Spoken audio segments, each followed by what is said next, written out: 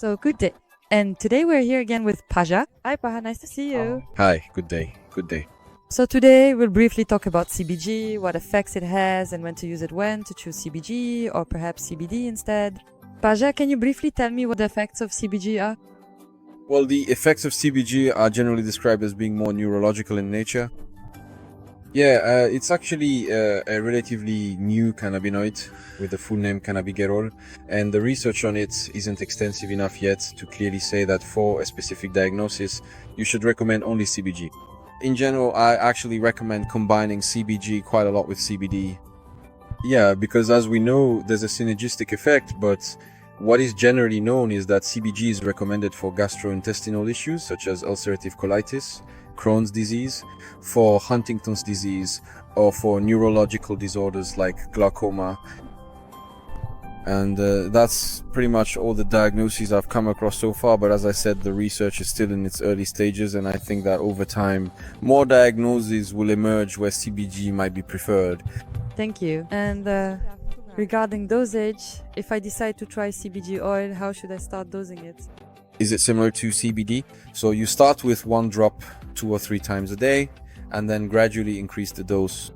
What I would recommend with CBG is that, for example, when it's combined with CBD for gastrointestinal issues, the effectiveness is significantly increased.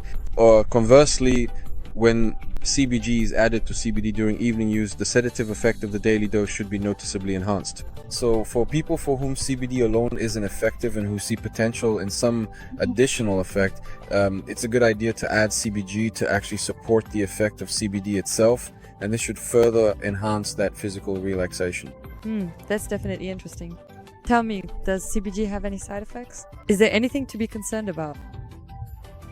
I don't really think so. I mean, I don't have any information that I could draw from, and I haven't come across any reports or emails about any of our clients, patients, or customers overdosing.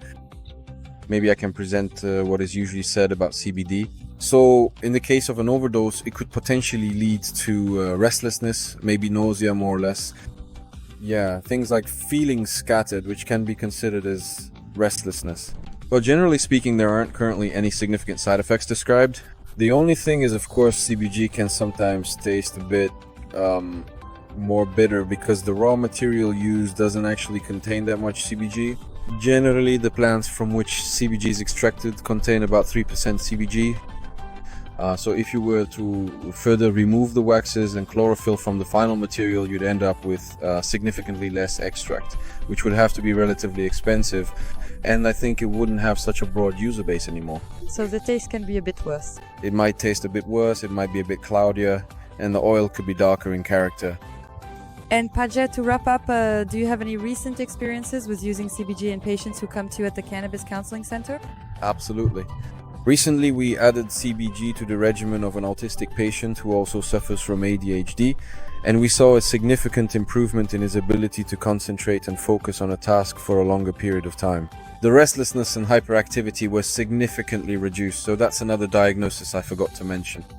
Of course, with autistic patients, we usually start with pure CBD and then add CBG afterwards. This way, you can clearly see what each cannabinoid does, and it also ensures that the initial load on the body isn't too great. Perfect, Paja. Thank you so much. And for all our customers, if you have any questions, Pavel is available at the Cannabis Counseling Center. Otherwise, his email is pavel.čermák@zelenazemlje.cz, and I think he'll be happy to answer all your questions.